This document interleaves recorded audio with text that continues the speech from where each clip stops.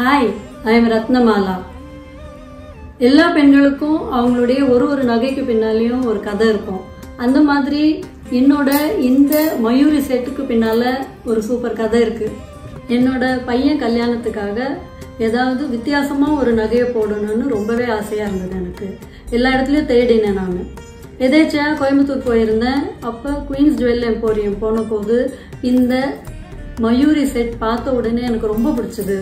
இதுதான் நான் தேடிட்டு இருந்த டிசைன்னு நான் அப்பயே முடிவு பண்ணேன். நான் என் பையனோட கல்யாணத்துல இதுதான் போட்டேன்.